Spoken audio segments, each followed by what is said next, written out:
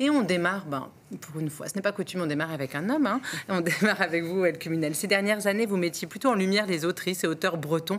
Mais aujourd'hui, vous êtes passé de l'autre côté de la barrière en publiant Les Explorateurs temporels. Votre premier roman, l'histoire est celle de Thélo, un jeune breton du Creuse-Braze, qui va participer à un tourisme d'un nouveau genre, le voyage temporel.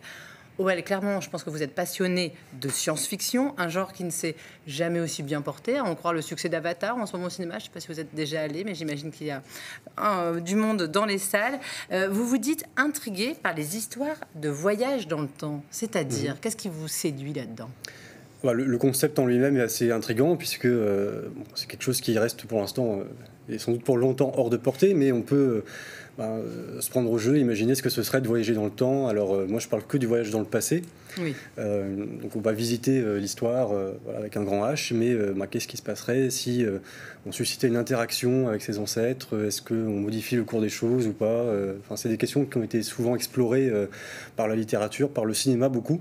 Alors justement, c'est quoi vos références? Moi je pensais Les Visiteurs, Retour vers le futur, non mais qui ont marqué aussi une génération dont vous faites... Entre autres, c'est beaucoup de cinéma, c'est vrai, même si je trouvais qu'il n'y avait pas de film à vraiment traiter de ce sujet par le biais du tourisme temporel.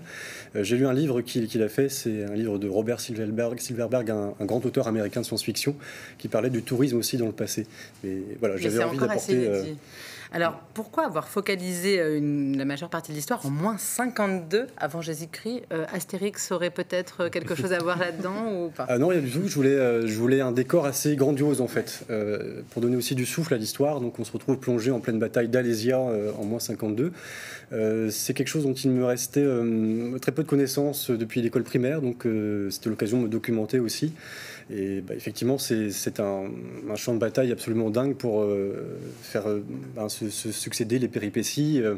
Il y a toute l'armée de Vercingétorix qui se réfugie sur le village d'Alésia. Ils sont encerclés par les Romains qui construisent un rempart tout autour, qui construisent un deuxième rempart pour s'encercler eux-mêmes, pour se protéger des renforts gaulois. C'est incroyable. Donc, la situation est complètement dingue. C'était le lieu idéal. Et puis on voyage dans d'autres époques. Alors justement, il n'y a pas que cette période qui est explorée. Les explorateurs du temps le découvrent. Vous avez dû vous-même remonter le temps pour effectuer pas mal de recherches historiques. Ça s'est passé comment? Vous avez dû rencontrer des historiens, vous plonger dans beaucoup de lectures surtout, mais effectivement, pour donner un réalisme à l'histoire et puis coller au plus près des événements, beaucoup de lectures parfois assez pointues sur les tactiques militaires romaines, sur l'architecture de Versailles en 1665, pour donner une crédibilité puis que le lecteur puisse facilement rentrer dans l'histoire aussi. C'est documenté, quoi.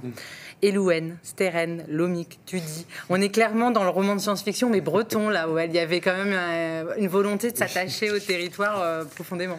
Oui, alors je pense que la majorité des personnages n'ont pas de prénom breton, mais je voulais aussi montrer, alors d'autres l'ont fait, mais qu'on peut faire un roman de science-fiction à la sauce bretonne, et notamment en situant une partie de l'histoire en Bretagne. On est beaucoup aussi dans les îles du golfe du Morbihan au début, mais voilà, la Bretagne, son histoire... Le niveau d'eau était un peu plus bas. Au début, c'est plutôt dans le futur. Oui, on se situe bien sûr pas en 2022, mais en 2040, 50. Plus loin, juste histoire de dire qu'une entreprise a réussi à mettre au point le moyen de faire des excursions touristiques dans le passé.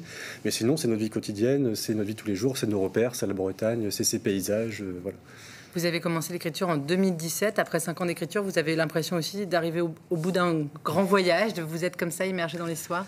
Oui, je savais bien que quand j'ai commencé à écrire, ça se concrétiserait qu'au bout de quelques années, mais ça a été très plaisant, même s'il y a des périodes où les idées viennent un peu moins facilement. Le fait de voir les pages se remplir petit à petit, c'est quand même stimulant, et puis voilà, on est forcément content du résultat quand on l'a entre les mains. Si vous aviez le choix, vous iriez-vous dans quelle période, OL, de l'histoire? Un peu partout. Certains, comme dans le livre, s'ils sont milliardaires, ils peuvent dire je veux aller voir France Basile 98 pour ceux qui n'ont pas connu, telle civilisation amérindienne, ou simplement observer ce qui me plairait aussi, la vie quotidienne de mes ancêtres, des scènes tout à fait banales du quotidien.